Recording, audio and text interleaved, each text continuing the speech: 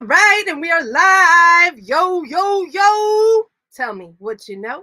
Welcome to the Sunshine Show. Woo!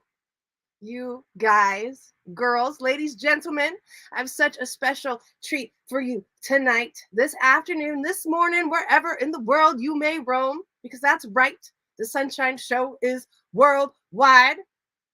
I have the one and only, the most amazing, the most fabulous, the most phenomenal. I have the most Bowie of them all. That's right. I said the most Bowie of them all. I'm so excited for tonight. We're going to have an absolute blast. I have the one and only Dylan Garcia in the house. What's up, Dylan? How you doing? I'm good. I'm good. I'm trying to share this. All right, there you go. All good. Go ahead and There share we away. go. Awesome. Very nice. Very nice. How are you doing this beautiful evening, Dylan? I'm doing fantastic. I've been waiting to link up with you for like maybe like a couple years, to be honest. I ain't gonna lie. Hey. I seen one of your interviews. This might have been it might have been with Kyle Smith, to be honest. And then I told my publicist, because that's when I was working with publicists and had a whole group behind me. And I said, I want you guys to get me on the Sunshine Cancer Show. Why don't you guys reach out to that lady? And one of the publicists got back to me and said, it might be a little too racy. We got to find out why she's banned right now. And this was a couple years ago.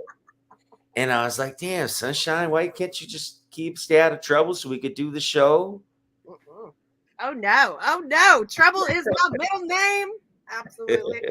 I'm so glad that you're on the show. I have been waiting to talk to you as well. Huge fan. Cannot Thank wait you. to talk about all the amazing stuff that you have going on. For the few people who may not know who you are, Dylan, give us a brief introduction. Ladies and gentlemen, my name is Dylan Garcia. I'm a singer songwriter, recording artist. I do all different types of songwriting from reggae, reggaeton, Latin, funk. We do a lot of neo soul. Live here in Oxnard, California. I like to call it the city in between Santa Barbara and LA. Living here, I'm been born and raised in Oxnard. I left Oxnard when I was 19 to go to school at UC Irvine. I'm a college graduate from UC Irvine. That was probably one of the biggest, most eye-opening things I could have done, being that young and moving to Orange County, leaving the small coastal community where I live and going to a big metro like that. I only went to school there so I could still boogie board because I was a big avid boogie boarder in my youth. I've been to the North Shore. I've surfed pipeline. I've surfed log cabins. I've done all that stuff.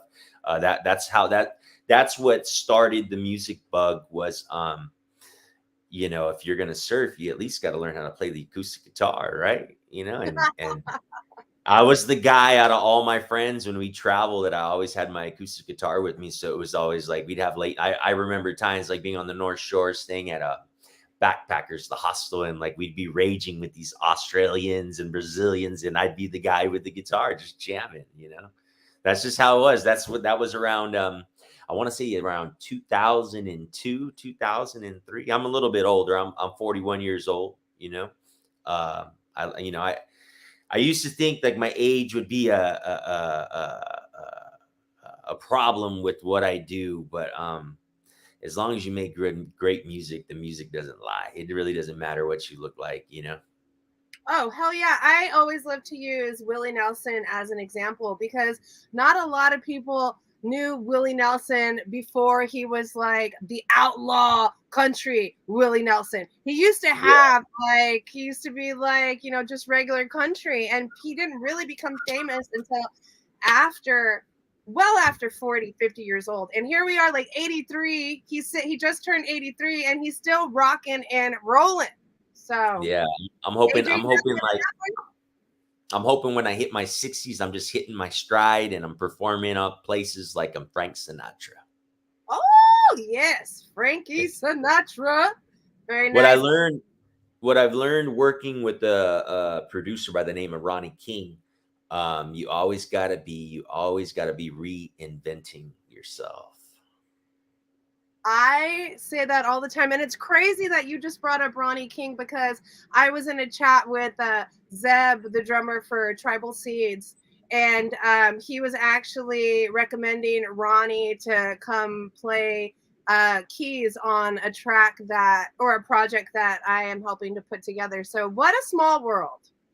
I hit him up. I've known Ronnie. I've known Ronnie since like when I really put my foot into like trying to be a real musician in a band and doing all this stuff. Like Ronnie was one of the first people that I ever recorded with in a major studio. That was in 2009, and that's a whole crazy story in itself of how I even met Ronnie. Like that's what we're like lifelong buddies. I was just with them, last weekend at his ranch. Just stopped by. Like he's my brother.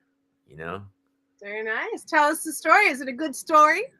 It's an amazing story. So this is 2009. I'm living in Newport Beach, around like by Back Bay.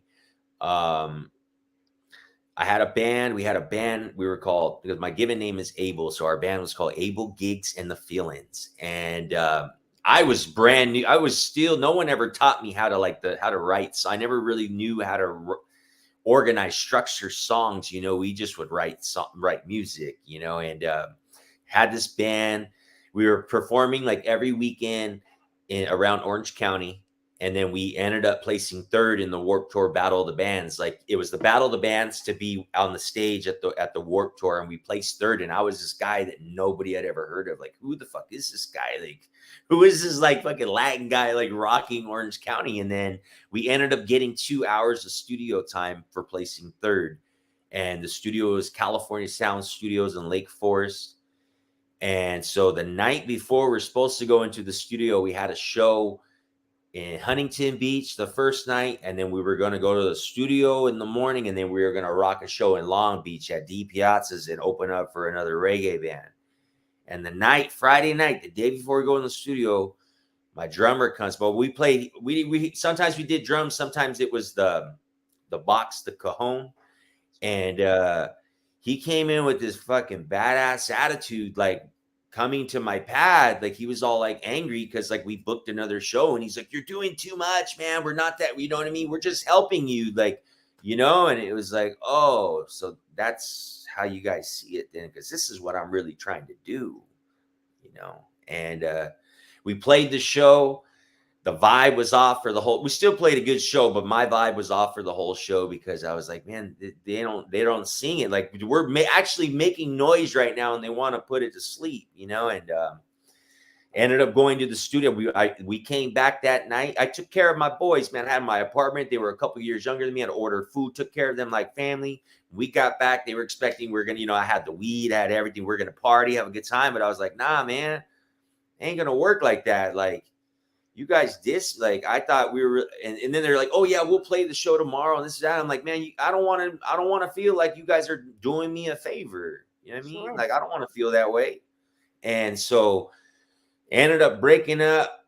I ended up going to the studio by myself that next morning. It was the studio session was at 11. I show up, you know what I mean? All stoked, like walk in. I'll never forget the smell of the wood when I walked into that studio. Big old, beautiful studio that they had. It was owned by Frank Wright. I think he was like a pitching guitarist for Chicago, the band Chicago. So he has this really nice studio out there.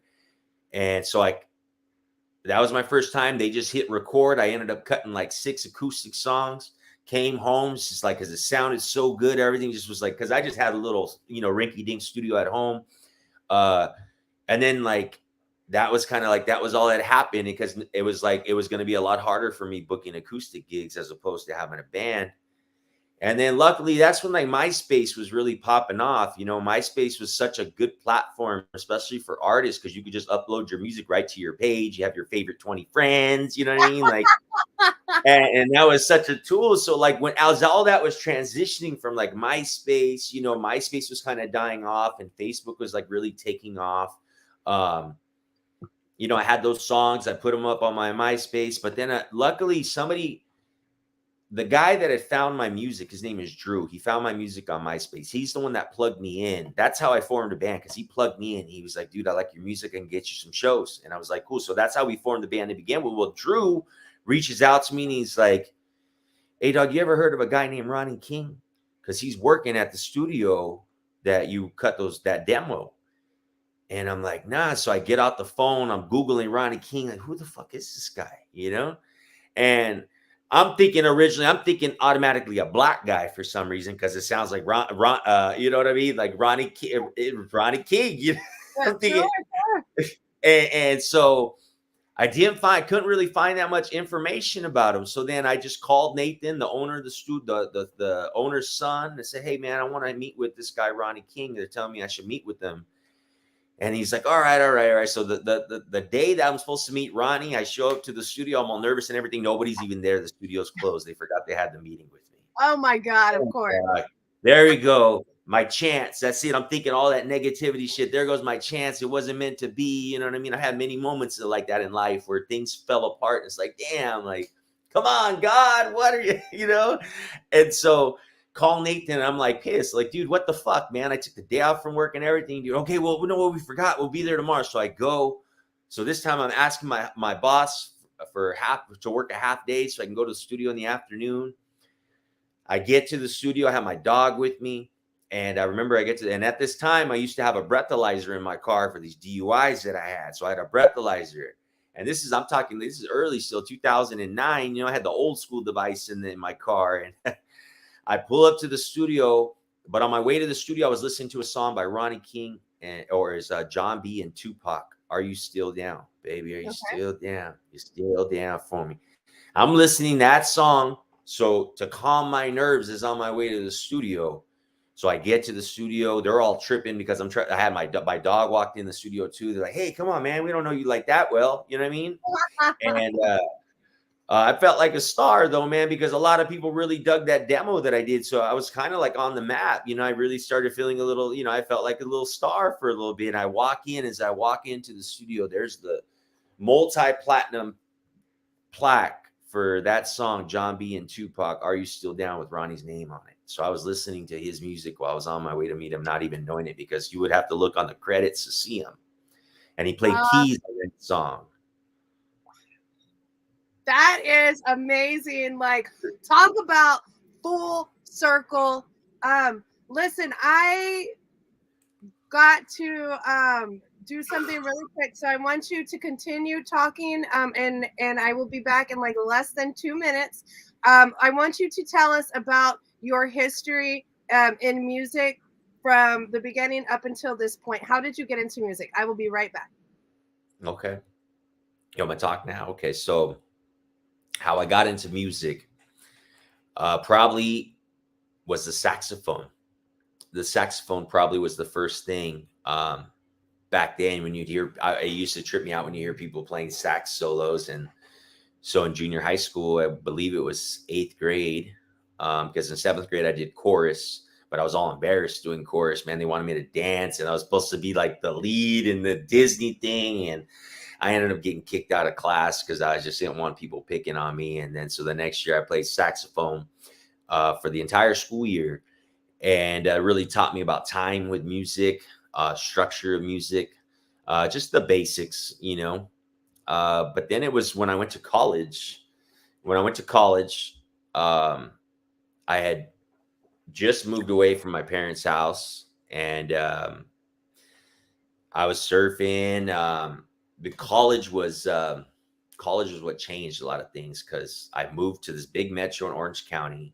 I'm Mexican, you know, I'm seeing different cultures that I never seen before. I'm seeing Persian. Like, there's not too many Persians out here where I live in Oxnard, but I thought they were Mexicans at first, to be honest with you. I met this girl and I'm like, wait, are you Mexican? She said, I'm Persian. Like, what's that mean? I never even heard Persian before. You know what I mean? Like, so this was all brand new, and I'm only 19 years old. And I live with my buddy, a guy, one of my best friends from junior high school, ended up going to Irvine too. So I ended up crashing with him. And then once school opened up, I stayed in the dorms. I was doing the fraternity thing for a little bit. I did that maybe for about 9 weeks, until I just decided, like, you know what, I couldn't see myself kicking it with these guys any more than just partying and drinking. I didn't really, and I've always been kind of solo, you know, a lone wolf my whole life. You know, I never really had too many friends, more enemies, I like to say.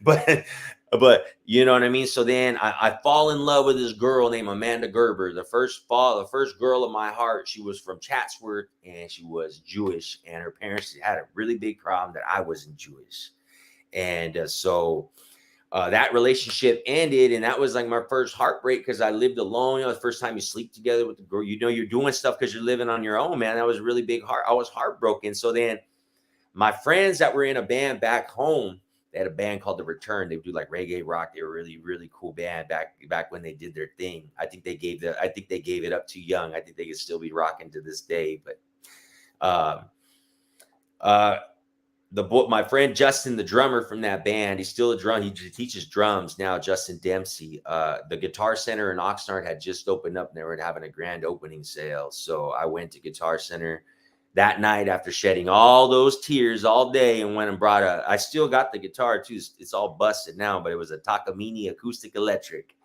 and had that Takamine guitar, man. So then the school situation was cool because I wasn't doing the fraternity thing anymore. And since I wasn't so busy with the fraternity thing, I didn't realize that my roommate was never around. He was always going back home to see his girlfriend. So I was always in the dorm room by myself. And he's actually the person that showed me how to do on the guitar. And he said, just practice, keep practicing that. And my other friend from the band taught me how to play a bar chord of an A. And so you learn that, you can figure out the guitar. My other homie showed me a little update. You can learn how to do that, man. You can play some reggae songs like Sublime. So I was in. I mean, had my Brad Knoll poster on my wall in my dorm room, and I was locked in. So every time when I wasn't working, because I always had to work when I was going to college. When I wasn't working, I was at home.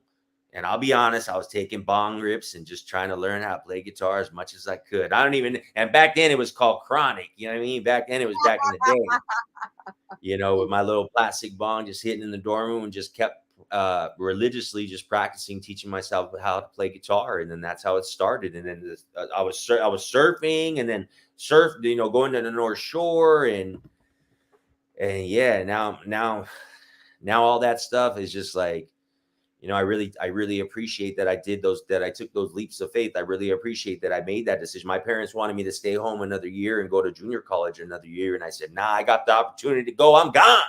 Yeah. And I'm really glad that I took those risks, especially like going to the North Shore, like just doing stuff like that. Like, man, I'm a Mexican kid from Oxnard. You know what I mean? Like, you know, so doing stuff like that was just really different and was really cool. And that really changed the whole trajectory of my life, because originally in high school, I was applying to be an officer in the United States military. So I was going to go to West Point.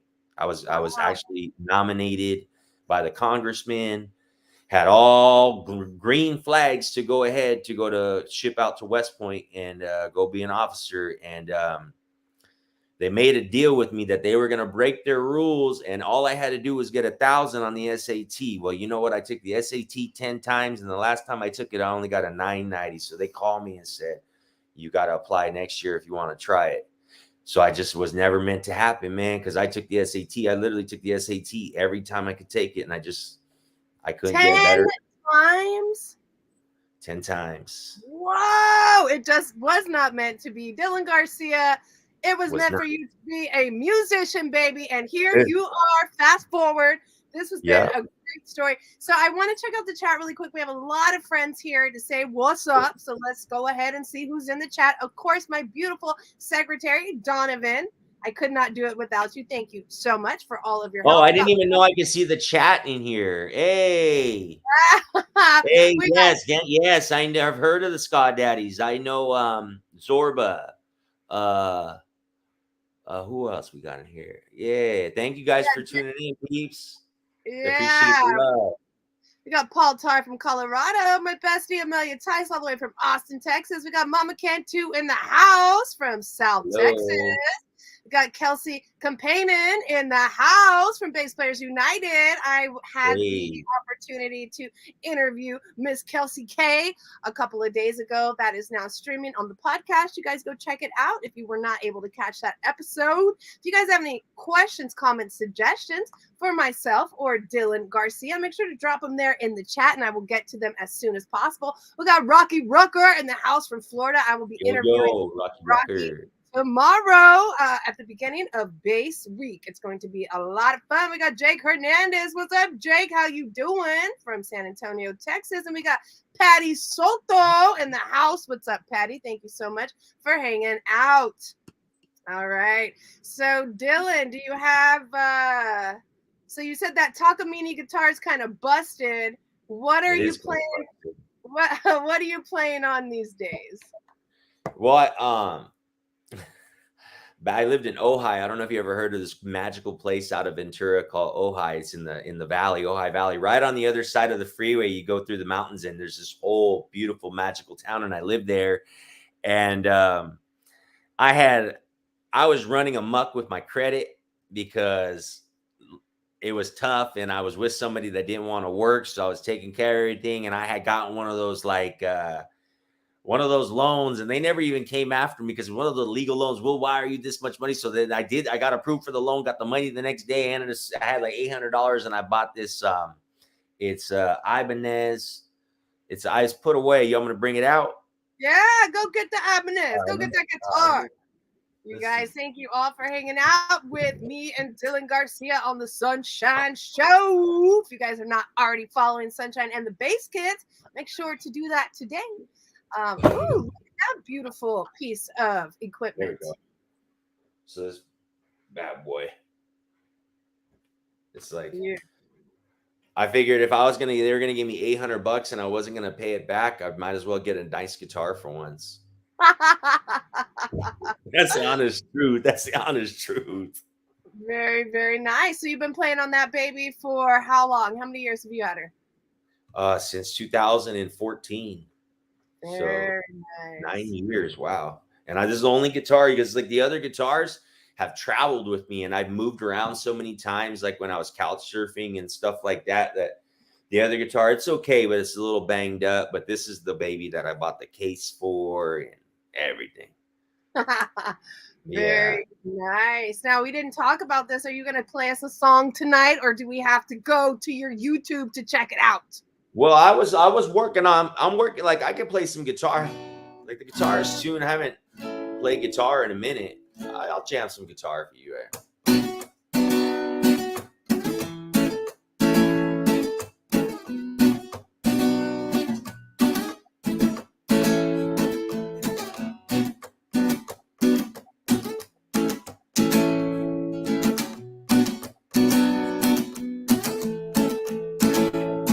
It's a beautiful day. I just look outside. Go ahead, leave your worries behind. Don't you know you got a life to live? You gotta keep it positive. It's a beautiful day. I just look outside. Go ahead, leave your worries behind.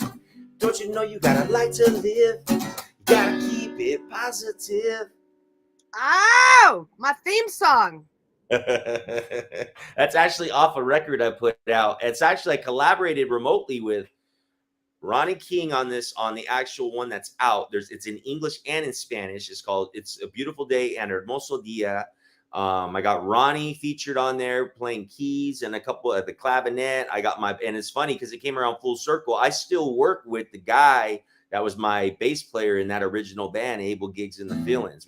So he played bass on that one.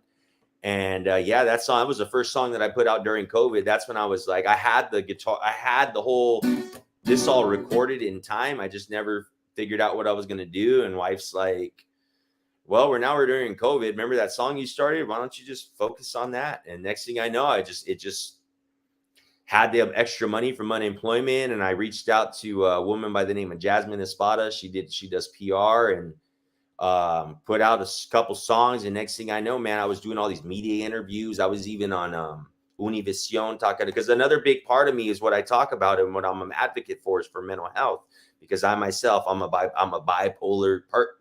They diagnosed me as bipolar. I'm a little crazy. a little crazy. Um, Me and you so both, Dylan. so I did a lot of speaking on big national outlets. Everything was closed, so it was all virtual, just like this, StreamYard and Zoom and all that other stuff. But I got a chance to really expand my platform and my brand as somebody that's trying to do good and trying to share a positive message that you can overcome mental health struggles if you really want to overcome them. That's the decision you got to make. And what is the secret sauce for overcoming those issues? Well, for me, when I'm on point, I've been kind of off, taking a couple weeks off because I went pretty hard. February was a busy month. Because I went from performing at the Whiskey, and that was a whole process of getting ready for that one, opening for Afro Man. And then I had 2 back-to-back shows in February, and then we shot the video. And when we shoot videos, I mean, those are long days of shooting, doing the same thing over and over. And I think the video is going to come out really dope. But for me, it's in the morning. It all starts in my morning. It starts in the beginning of the day. And when I'm on point, which is about, I don't know, 96, 97% of the time, waking up early, saying thank you when I wake up. Hopefully life is good enough where I can say thank you for another day. And I'll start with a coffee. I do go through some biblical devotional stuff in the morning, and then whatever book I'm reading at the time. And right now, like, I'm reading this book right here, The Power of One More by Ed Milet. This is an incredible book. I'm telling you guys, just reading that has been helping me make more money, and just the power of one more. I think it's constantly trying to better yourself. I mean, it's really a competition against yourself every day, whether you want to stand up for the fight or you want to lay in bed, And sometimes I'm human too. There's sometimes I want to lay in bed. I don't have the secret sauce because I still have my moments that I got to check myself. But it's a matter of just starting in my morning. I usually work out. I try to work out every day, at least for 15 minutes, just something, at least break a sweat, just something. Because you get that air going in your lungs, and it's elevating your mood. And then when you're done, you feel so much better that you did it. Like, shit, I just got done 15 minutes done. When I was arguing with myself before I even started, my back hurts. I don't know. Maybe not today. I don't know. No, you can take it. No, but then you feel so much better. And I think growing every day, like being able to know that you had some kind of growth, whatever it is in your life, just that you can focus on just that one simplest of blessing. Like, that's where it starts. Like, man, I try to be grateful, like, for simple things, like having a full tank of gas. And I said, man, I'm grateful just to have a full tank of gas. Things are crazy right now. We don't even know what's going on. It's just getting so expensive. Being a driver myself, like I talked to you, I'll be driving out there in the rain. But it really is just a matter of owning it, accepting it. And I think that was a big part of me, acceptance, because I was so ashamed. I mean, after 2009 and after I worked with Ronnie and all this stuff happened, I was in a mental hospital like a couple weeks later. Like I've had to go to I've been in the mental hospital 3 times to get figured out. Sometimes, and you got to have the right environment too. It's really hard, especially being around people, your living environment, like being poked at, like being provoked as opposed to being embraced, and that's being poked at doesn't fix anything. It just makes you feel worse, but think about, like, shit, if someone just said, damn, I feel for you, let me give you a hug, that's so much better than trying to give someone your advice or telling someone what they got to do, fix it about their life and this and that. Just love us the way we are, man. I think that's why relationships are so hard these days, is because we just don't get love for who we are. You know what I mean? Like, just us as human beings. Like, I think that's a big part. I mean, because we're always trying to fix people. We're always want to tailor our relationships to who we want this person to be. But I mean, it comes down, love is love, and you got to embrace and love the person that you got, regardless of those flaws. You know what I mean? Like, and that's just human life. That's just human life. Yeah, I feel like a lot of times we do set expectations, in relationships, just in life in general. And sometimes they're unattainable expectations. And if the communication isn't there, then the other person doesn't even know that you have those expectations. So I love that point a lot, because it is very important to surround yourself with a very supportive system. And it's hard sometimes to do that. And when you do live with, people or persons that continually poke, then you're going to be continually like questioning yourself and questioning your And that can sanity. be your closest family members.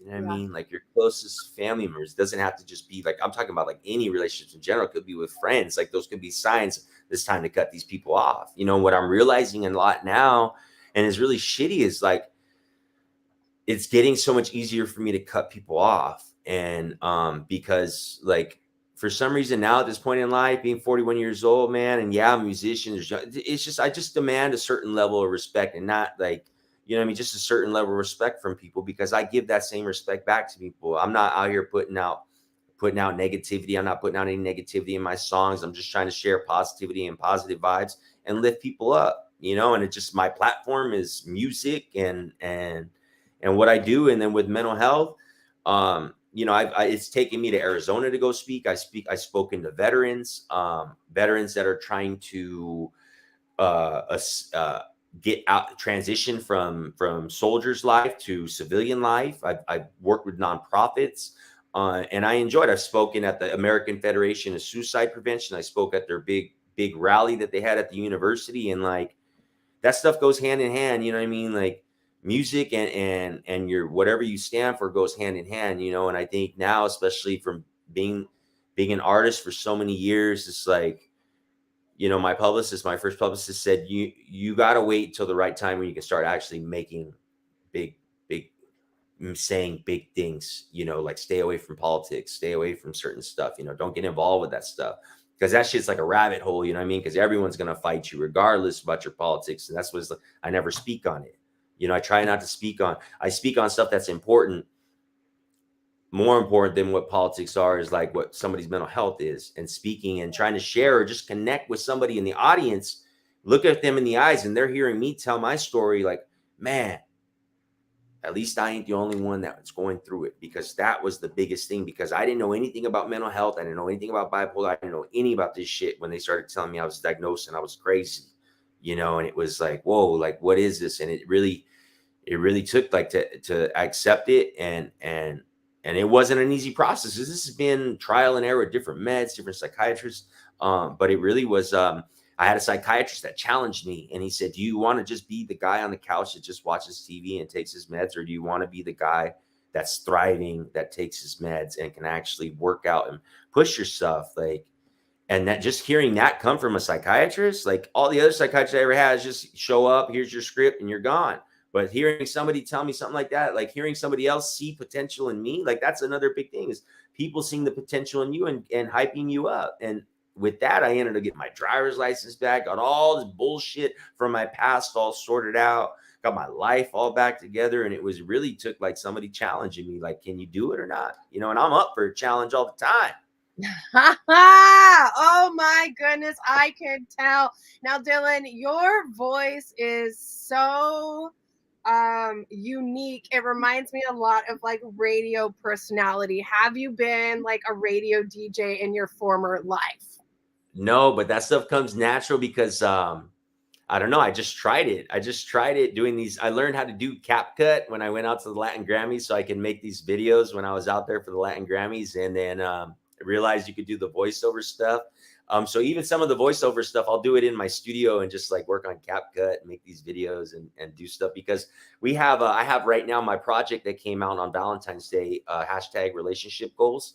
Um, it's getting radio. I have radio that me doing those voiceovers are actually on the radio. Those are on the radio promoting my music every Friday night from 6 to 9. I Wow. learned like, I know everyone's stuck on streaming and all this, but dude, radio is not dead, and radio works because people hearing you consistently on the radio, like they're first time to hear it, what's this? This is new. Second time to hear it, oh, I remember that. Third time to hear it, hey, I kind of like this. Fourth time to hear it, how do I get it?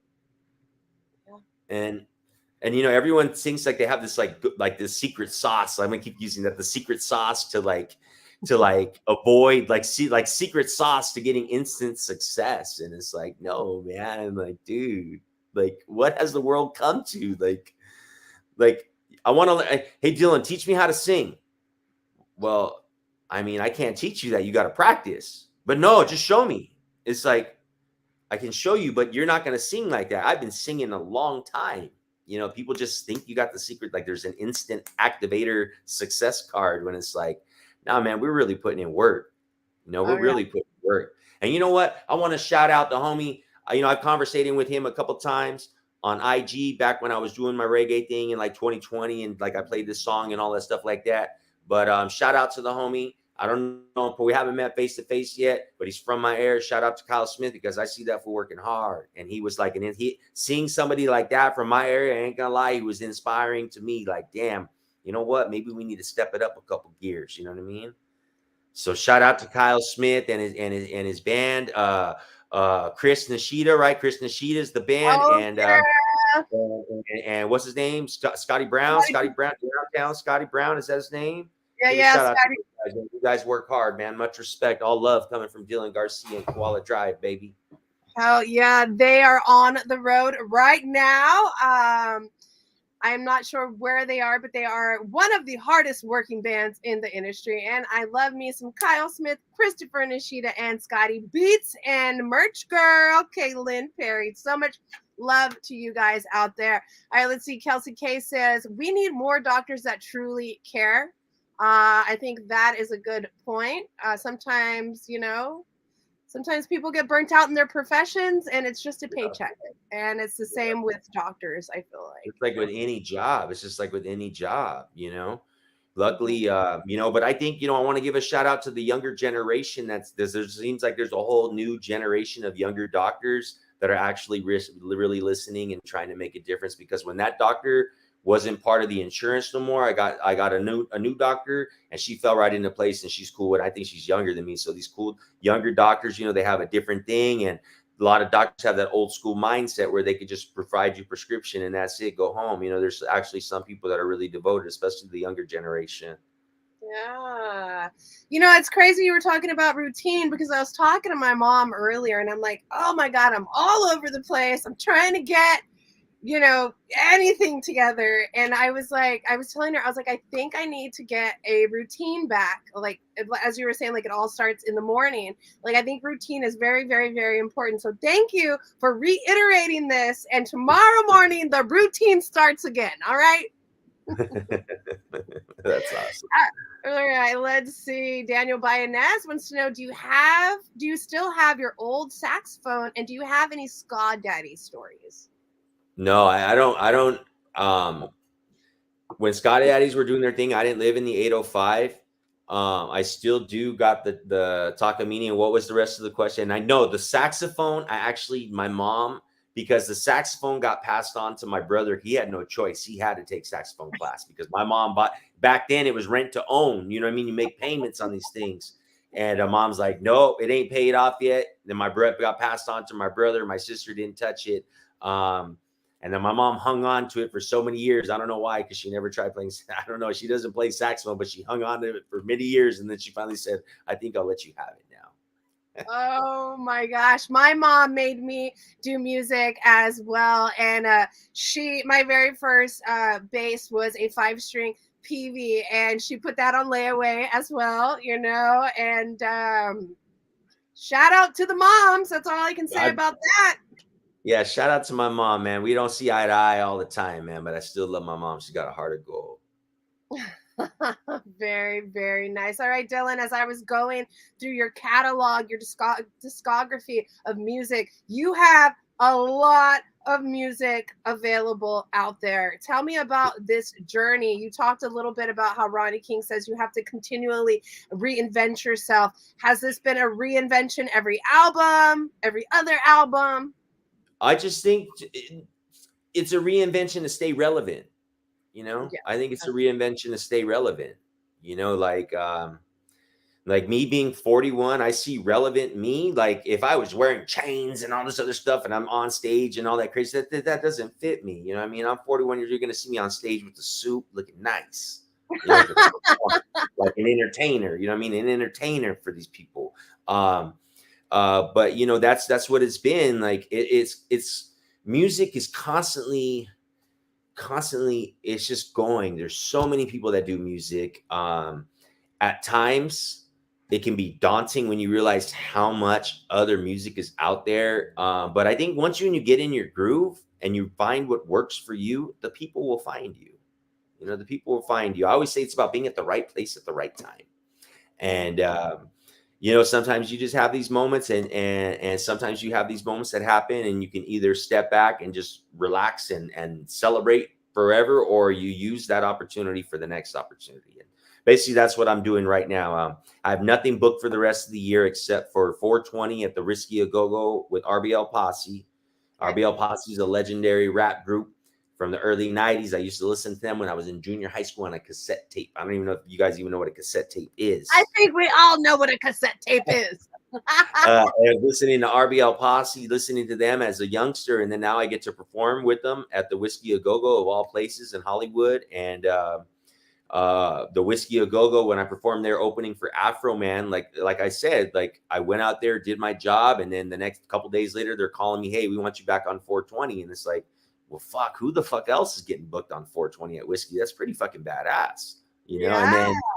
And then we got the Lowrider Super Show Cinco de Mayo weekend at the Los Angeles Convention Center. And they are my buddy. So when I was out in Vegas during Latin Grammy week. I was out there with the Latinos talking Spanish. Hola, hola, hola. And did my thing. I was actually working media out there. I was working, giving interviews out there. That was it was the ticket to go. You come work with us, you get to come stay. Well, I got the chance to perform at a showcase. And the guy that I met that booked me, that helped me get booked for the Lowrider Super Show, he was there. He was from Phoenix. So automatically when I hear something about Arizona, I was like, oh man, I was out in Arizona. I came here. You know what I mean? Arizona ain't that big, but I mean, I was out, you know, so it's an icebreaker. And after he saw me perform, that's what closed the deal. And he said, hey man, I want to stay in touch with you. I might be able to get you on the Lowrider Super Show. And they already sent me my deposit. You know what I mean? I'm good. And so I used that opportunity. But then I don't know if you guys remember a song, Cause I Lean Like a Cholo. Boom, boom, boom. Elbows up, side to side. Elbows up, side to side. He's from my area too, here in Oxnard. And I chopped it up with him one time over a cup of coffee, but he happened to be at Latin Music Week Well. So he saw me perform. So when he saw me perform, he only knew me from having a cup of coffee. He saw me perform because I do the damn thing. He was like, Dylan, dog, I didn't know you like that. And so he invited me to come perform at a Latin Grammy after party after the Latin Grammys later on that night. So I split from the media. I got a hotel room on my own, and then ended up performing. Like it was like 1:30 in the morning at some, like, I ain't gonna lie, like we were off the strip in Vegas, and it was a Latin nightclub. Man, I walked in. I walked in. I felt like I walked into a scene of Narcos. I was like, whoa. And I'm by myself, you know what I mean? I was by myself in Vegas, and it's like, Vegas, man, you're out there looking flashy. Anything you're going to get robbed, you got to be careful. Yeah, at least just Vegas is like the Wild Wild West. And so I ended up doing my thing at the nightclub. They ended up having go-go dancers and this whole thing going off, man. And then it seemed like after that, everything's just been off to the races. But it's just like every opportunity, I try to just use it to build another opportunity, or open it, or solicit the last opportunity to open up the next one. Like, hey, I just performed at the Whiskey this time. I just was at Latin Grammys. I'm doing this. And usually a lot of promoters, like, now I never got too heavily involved with the reggae scene, so I don't know exactly 100% how the reggae scene functions with promoters and all that other stuff. But I know like promoters like booking venues and nightclubs and stuff like that, they listen to that kind of stuff, you know, and it's been opening more doors, just using my resume to open up more doors. So we'll see what's next. I got some. Can I play something for you guys from my studio real quick? Is that cool? Oh, yeah, you absolutely can. Okay, let me set this down. I'm gonna play this. Oh, shit's falling. Hang on, give me a second. You're good. You're good. Let's see. Kelsey says, my husband is going through our cassette collection as we speak. Amazing. Kelsey, what kind of cassettes did you and your husband have? I want to know. I can tell you, my first cassette I ever bought was Informer by Snow, and the other one was Mr. Wendell by Arrested Development. Those were the two cassettes that I bought. I believe I was like in, middle school at the time, maybe 5th or 6th grade. Let's see. Dawn says here, when you go to Vegas, you wake up in a tub of ice missing body parts. Okay. Exactly my point. Look, let me tell you, when I linked up, like, this is funny. So when I linked up with them, so this is how it goes down. So I finally have some time to myself. I'm not doing interviews. Like, all the work is done. What I went to Vegas to do with these people was done. I ended up having a nice dinner with one of my buddies from San Diego who had just moved to Vegas. So I dropped like $300. We ate filet mignon. I was having a good time. I was like, hell yeah, I'm in Vegas. I haven't even had that fun. And because it was all work. And so then we get back to the hotel room. My friend, he had his son with him. So we get back to my hotel room and I'm like, hey, dog, you want an edible? And he's like, yeah, fuck it, I'll fuck with an edible. And I was like, fucking me too. I'm going to take one too. But I still had the rest of the night to go perform in this after party and everything. So I'm going to tell you, this is funny that somebody even put this because that was on my mind. So it was like, I get a call from Kilo. Hey, meet us at Planet Hollywood. We're going to be at this club. Okay, boom. I take an Uber to Planet Hollywood, get over there, link up with him.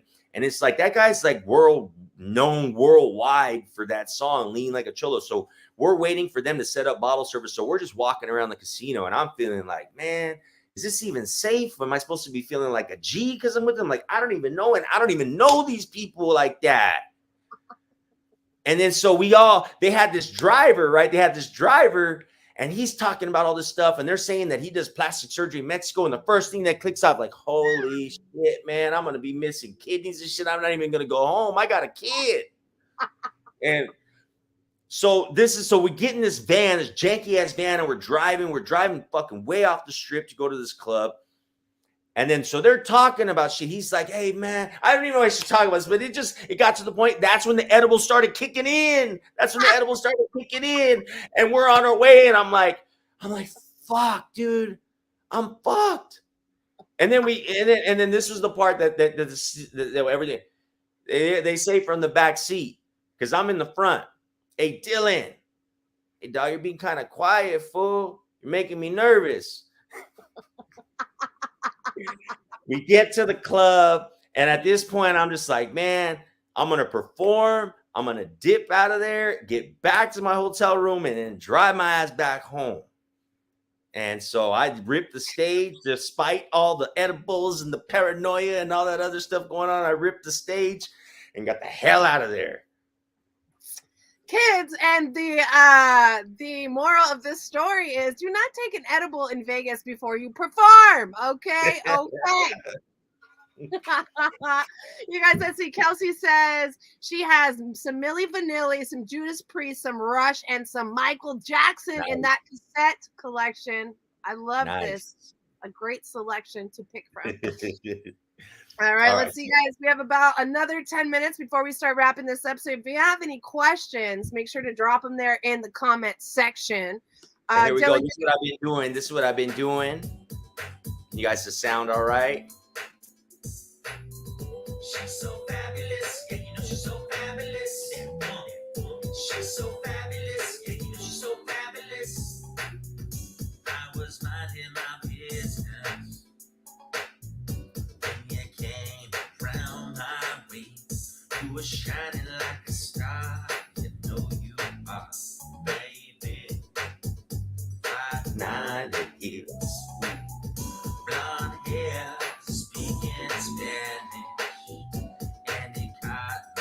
Surprise. I was kind of tripping, but then I wasn't, baby. So amazing to me. Yeah, she's so fabulous. Yeah, you know she's so fabulous. Who that woman? She's so fabulous. That's it, you guys. This is all. Stuff ain't out yet. We just did that. I just finished that one. Yes, a little bit today. That's what I was working on this weekend. Very nice. So do you produce your own tracks or do you go to somebody else for production? Well, I have okay. So funny part, my producer's out in London. Goes by the name of Eclectic. He's a London Rasta. Okay. And he makes G-Funk and all my other stuff. So once I connected with him on a track, And then he said, "Well, you want me to make some exclusively for you?" And the price was right, and it was kind of nice because like all my reggae stuff, we were doing everything in the studio and everything, so it's kind of nice to have somebody, especially somebody that I vibe with musically, because he's never sent me anything that I didn't like. Everything that he does is just, it gets me fired up inspirationally and creatively, and it's really making me a better songwriter. I think because the song's already formed, and like I've been teaching myself how to sing in harmony now, like sing harmonies and doing all this stuff when I'm recording and just learning as I go. I've worked in big studios, several times and spent thousands of dollars and done all that. But nothing compares when you could just mess around with your own music. You're adjusting what you want, you make it sound the way you want, and eventually you work at it long enough, you get good at it, just like anything else. I've been doing this. I had my first studio in 2007. It was Pro Tools, little old school laptop computer, probably weighed 15 pounds.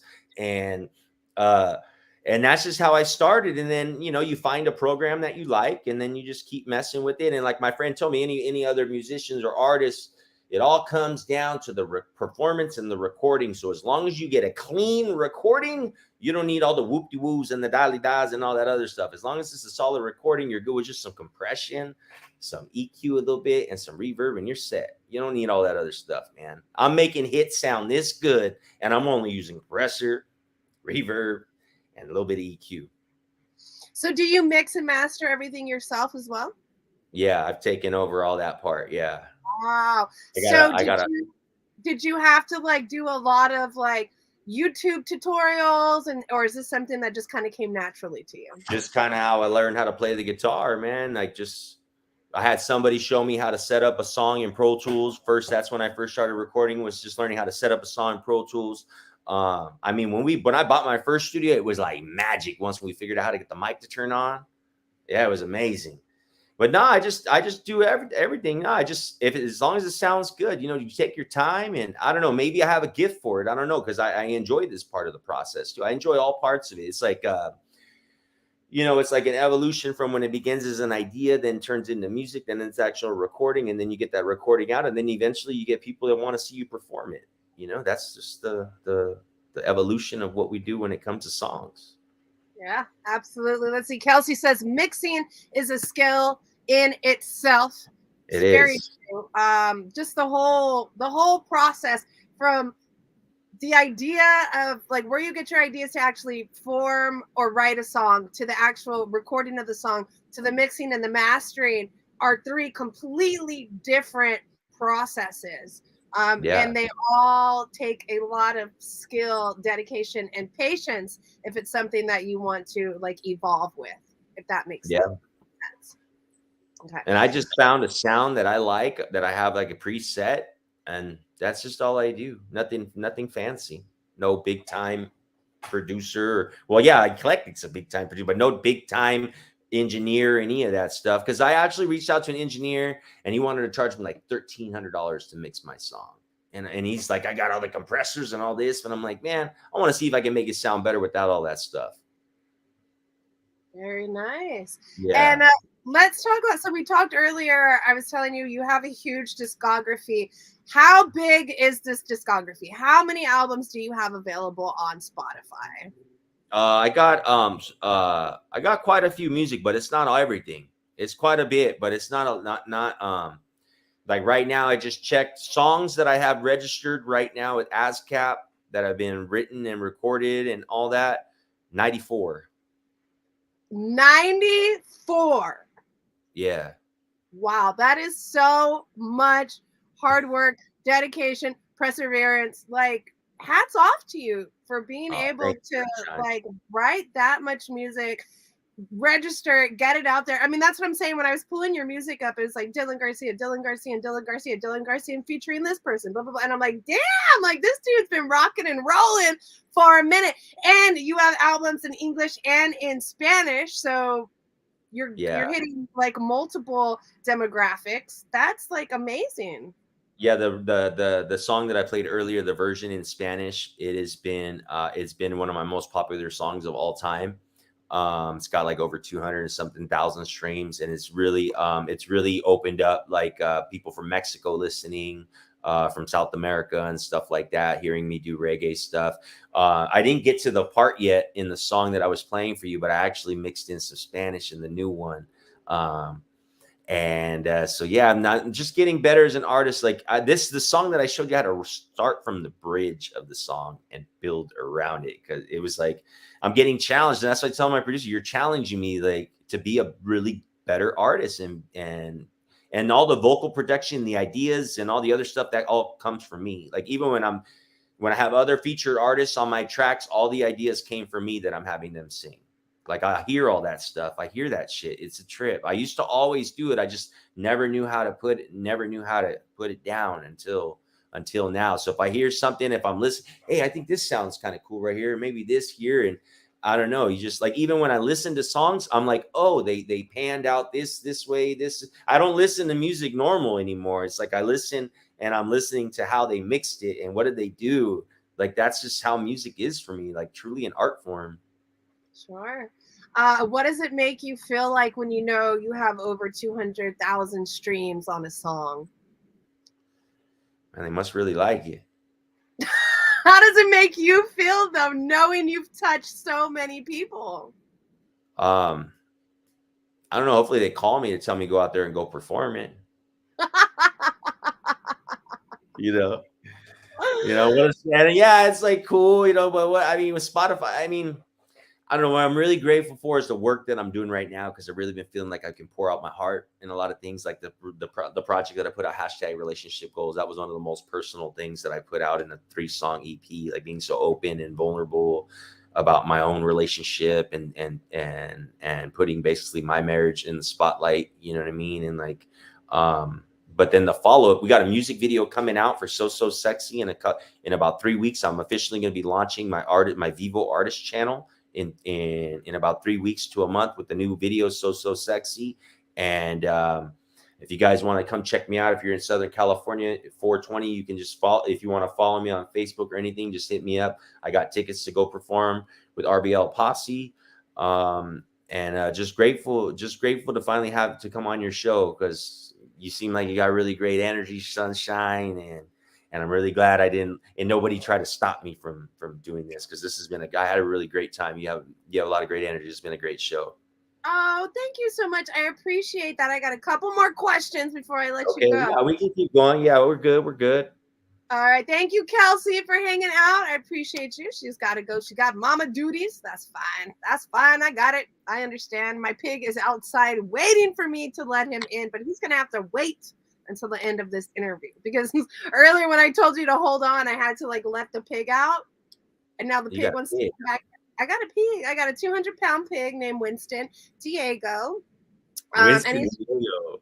How did he get the Diego? From a very good friend, Diego Avalos, that is a musician. He's a keyboard player, amazing musician out east. I'm not really sure where he lives. I can't remember right now. But yeah, so I gave him the middle name of Diego because he came with Winston already, but he needed a little extra oomph.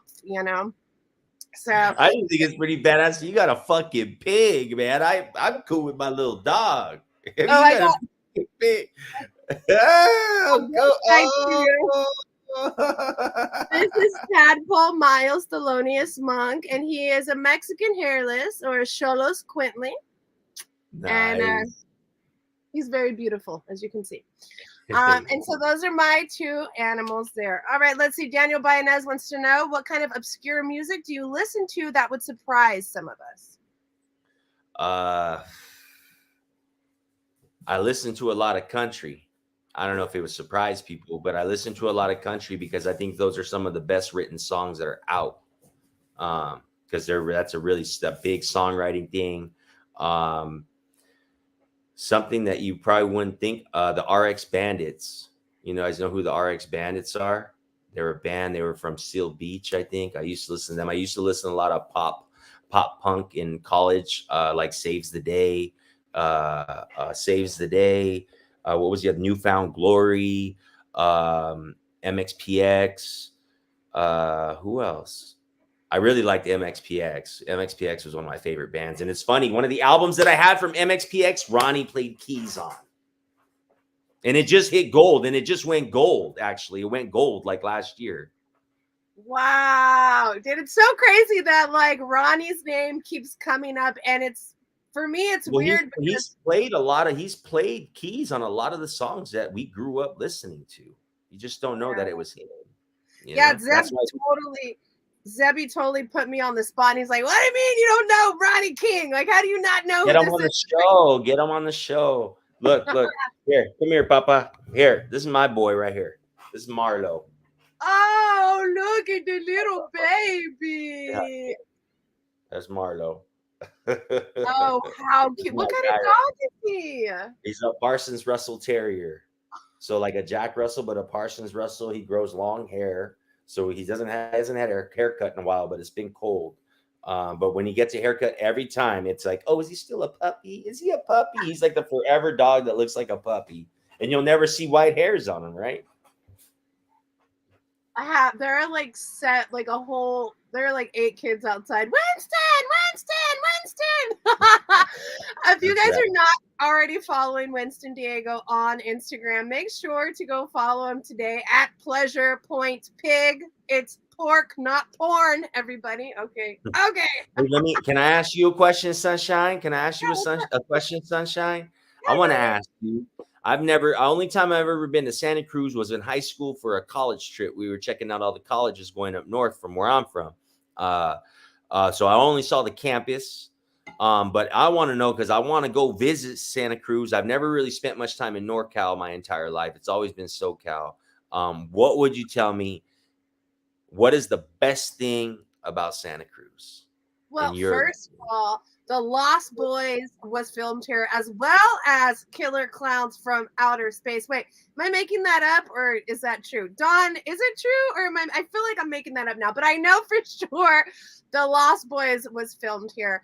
And I love vampire movies. But so the boardwalk is fun, right, to do. And then like the Redwoods is a lot of fun. Moe's Alley is like a cool little club.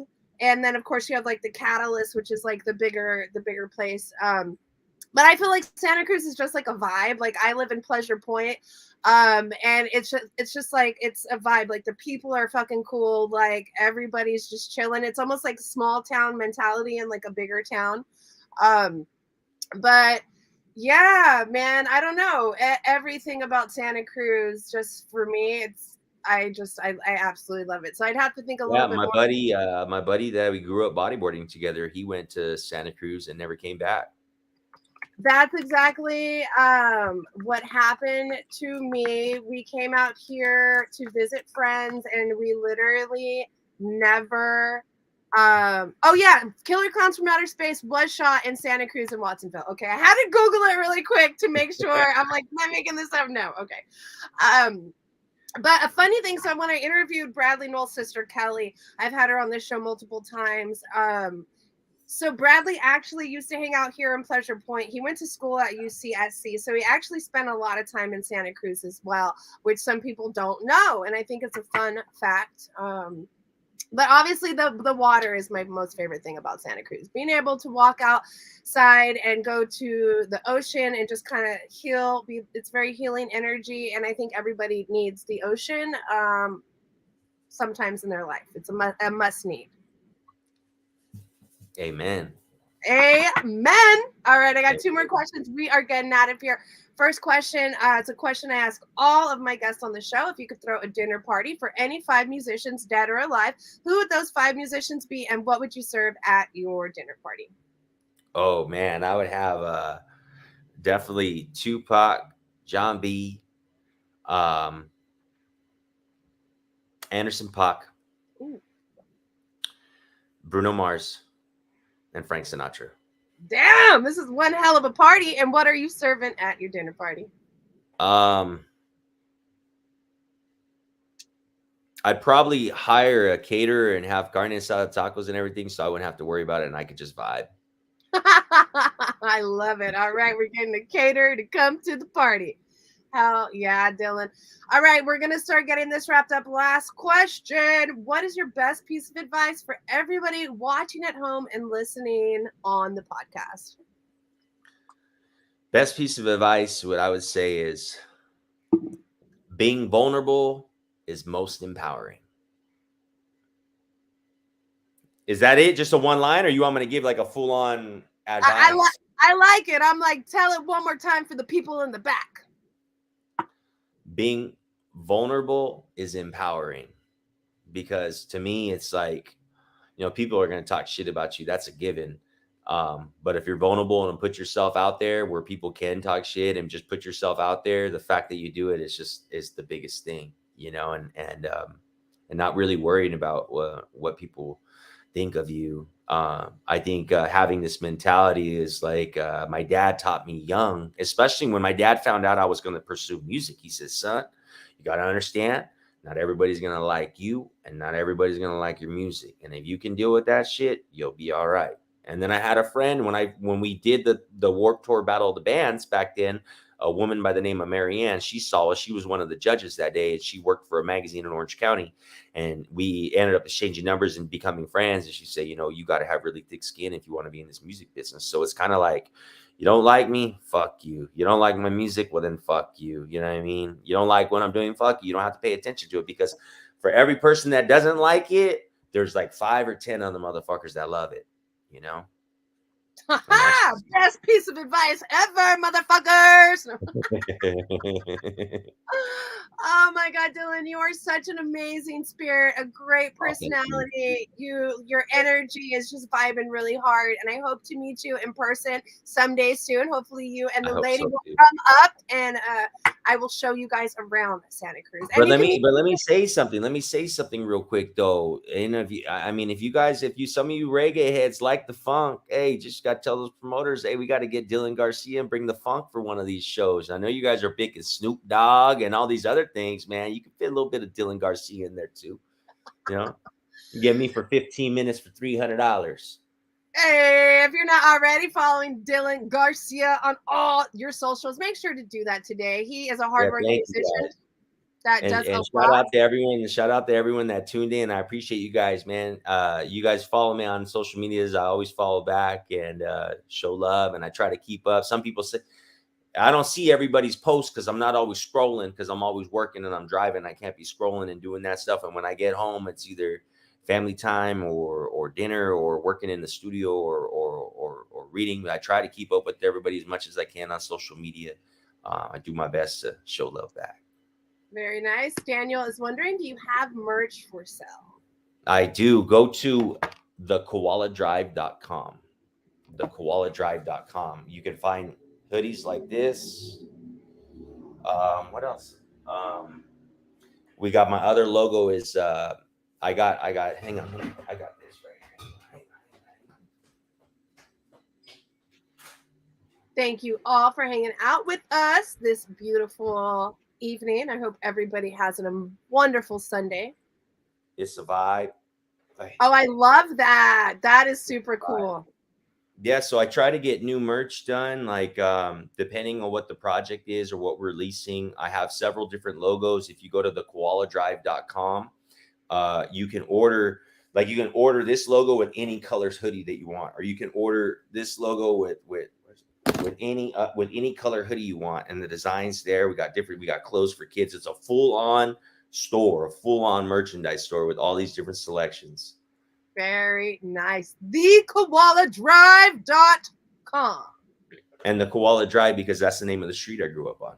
Oh, I love it. Love that. That's why we got that's why we got the koala all the time. You know what I mean? Aww. Yeah, there's some cool logos. If you hit me up, if you guys are around in LA, you guys want to come to the Whiskey A Go-Go show, what I'm trying to do, I'm almost there, and it's going to happen. I know it's going to happen, where I received enough donations for people so I can give out all my tickets for free away on 420, so I can really pack that motherfucker. I love this. We're manifesting that tonight, Dylan Garcia. Yes. Here at the Manifestation Station. All right. We're going to start getting out of here, you guys. I hope everybody has a really wonderful rest of their evening. This next coming week, I'm calling it Bass Week. We have a lot of amazing bassists coming out to hang out with us. Monday, we have Rocky Rucker out of Florida. Tuesday, we have David Pastorius, Jocko's nephew. Wednesday, we have Stu Ham in the house. Thursday, we have Kyle Hall from Sensi Charles. Friday, we got a double hitter with Allison Blake and Michael Manring. We are doing stuff over here at the Sunshine Show. We're also doing a new Bass Kids t-shirt drop this week as well. So make sure to stay tuned for all the good things coming your way. Dylan, is there anything else you'd like to say before we get out of here? Keep it funky, baby. And she was looking so spicy, spicy. She needed me to cool her down. So I walked across the room and I said to her, ¿Estás listo para ir? Vamos. Voy a llevarte a un lugar, solo tus ojos, hermosa, puede ver, ¿entiendes? She's so fabulous, yeah, you know she's so fabulous. She's so fabulous, yeah, you know she's so fabulous. This is for all the ladies, you know she's so fabulous. She's so fabulous, yeah, you know she's so fabulous. And then for you, Sunshine. Yeah, she's shining like a star. Yeah, she's shining like a star. And she's shining and she makes it look so easy. Hey, right here, hold on. I want to tell you that you're on my mind, running out of time. And we're going to miss our flight to Paris. Yeah, Paris, baby. Da, da, da, da, da, da, da, da, da, da. Hey, everybody look forward to that single dropping soon, hopefully. Yeah, no, where's maybe not so. I'm thinking of actually putting out a 3-song EP for summer, or maybe a 4-song EP, maybe 1 single and then a 3-song EP, and then I got another EP that I'm going to release that we did all original music during COVID, and we got guitars, bass, everything. I played keys on some tracks. That's going to be coming out. There's a lot. I got a lot of stuff I need to put out this year. Going right smooth sailing into 2024, man. I'm just waiting. Somebody sees me at the show, at the Whiskey or the Lowrider Super Show, and it's only going to build from there, you know, and eventually get booked on tour with some of these other artists that I know. Is there a bucket list artist or two that you'd like to tour with in the future? Yeah, and I already put it out there, and Homeboy shows me a lot of love too, man. A lot of these Latinos show me a lot of love. One of them that I would like to go on tour with is Baby Bash. Very You remember nice. Baby Bash? You know, baby. So Oh, yeah. Yeah, and Yeah, he's showing me. What's that? Audic Empire out of Austin. Oh, yeah. They work with him. Yep, they work with him, and they work with Ronnie too. Yeah, Because and Ronnie, I mentioned them. They're from Texas, Audic Empire. I've heard of them. Like a couple years ago, I heard of them. Yeah, their saxophone player used to be in my reggae band back in the day, and we actually went to like college together and played like jazz all through college and stuff. So it's funny. It's just like such a small world. But Baby Bash, all right, we putting it out there, baby. Baby Bash, and then another one, Mayor Hawthorne. You guys know who Mayor Hawthorne is? Heard of Mayor Hawthorne? He's one of the coolest white people you'll ever meet. And he's got a group called Tuxedo, and they make funk music just like I do. So it'd be nice to go on tour with them, like open up for Mayor Hawthorne and Tuxedo. They got some funk stuff. And it's just getting ready. Like I put in a lot of I don't know I don't know how other bands, how much they rehearse and all this, but for me, it's like, you know, I'll go live and I'll do a rehearsal going live. So I can feel like I got people watching me and get that vibe as if I was performing. But like, man, I'm really strict with myself, like, to make sure I do everything I can to put on the best show possible. I don't want to be performing and gassed at the end. You know what I mean? I want to be good, you know? Sure. Yeah, absolutely. Well, you're doing a phenomenal job. Keep up the amazing work. And anytime you want to come on the show, just give me a holla and I will put you back on here. I'll call you tomorrow. Perfect. We'll set something up. All right, Dylan. Well, you guys all have a good night. Nothing but love to you. All love to you guys so much. All right, on 3, we're going to say bye. You ready? 1, two, dos, uno, dos, dos, tres. tres. Adios. Hasta la vista.